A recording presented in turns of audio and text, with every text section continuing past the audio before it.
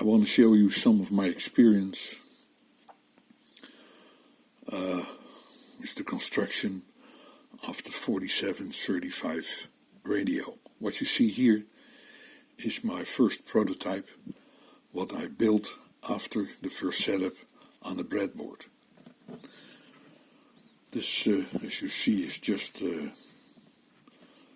circuit board with holes on an E-grid and via holes in it. And so you have to do all the wiring by yourself.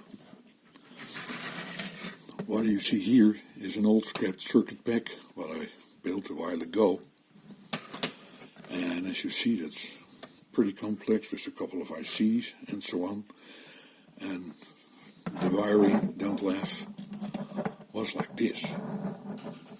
A lot of work to build, very difficult to repair, mistakes, errors, and also changes, which are always necessary in prototypes. That was a nightmare.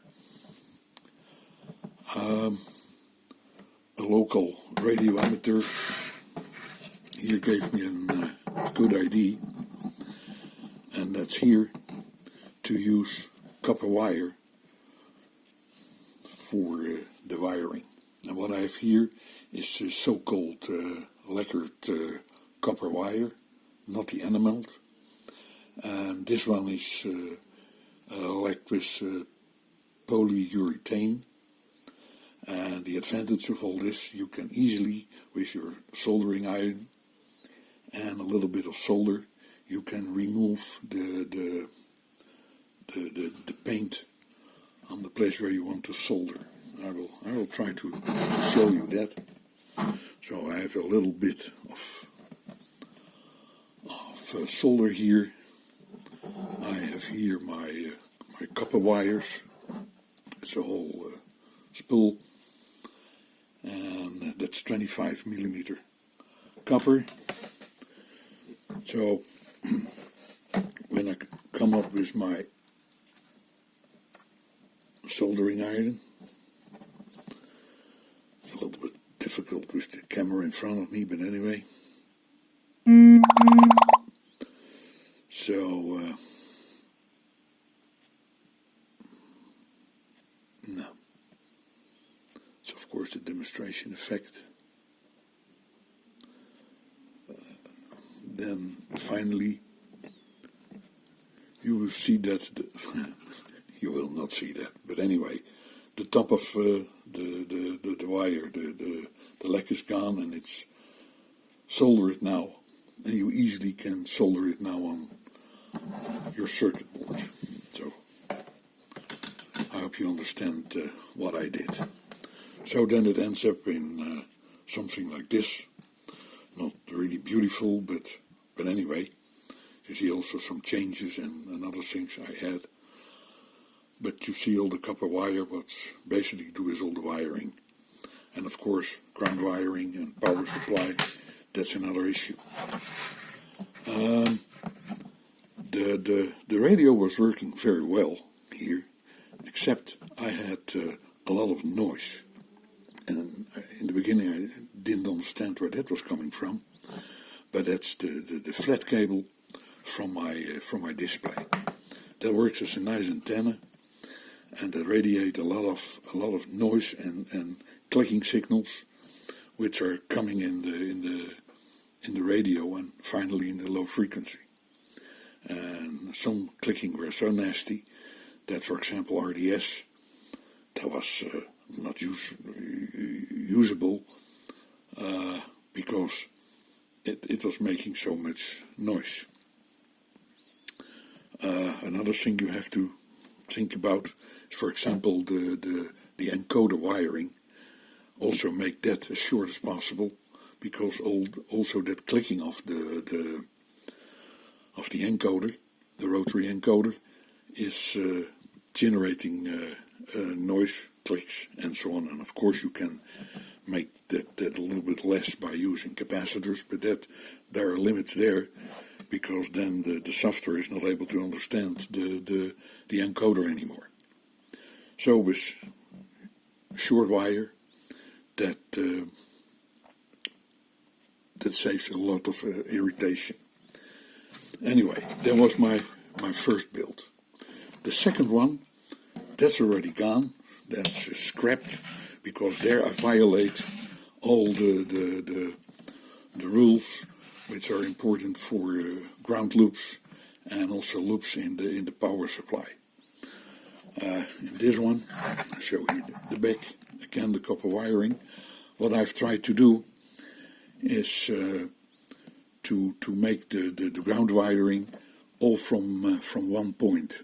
And here where the white wire is as well, on this little piece of wire I soldered all the needed ground wires, and so they go all to one point, so no strange currents are floating to other ground wires.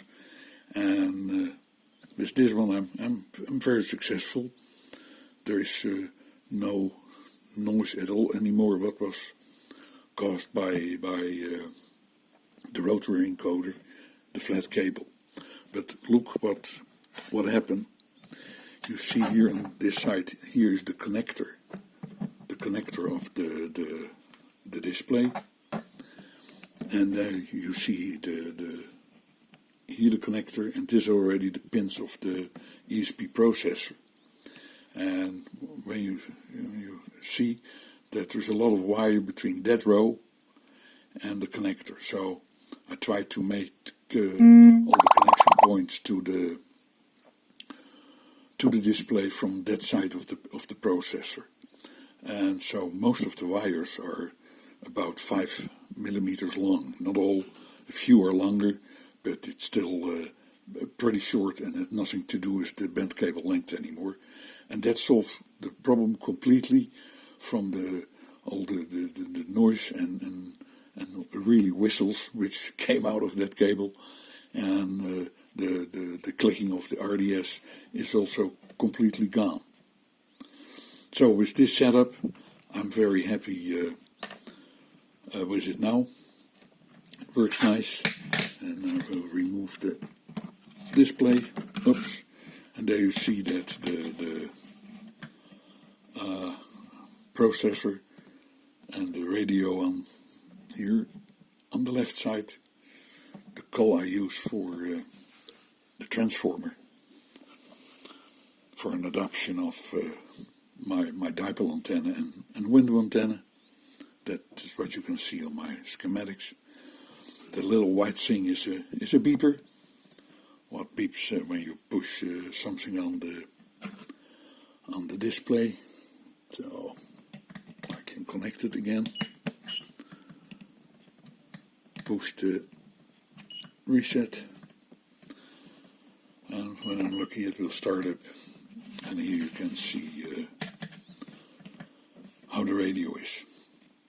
So again, important is to keep in this design the connections from the display to the processor as short as possible, and this is really short.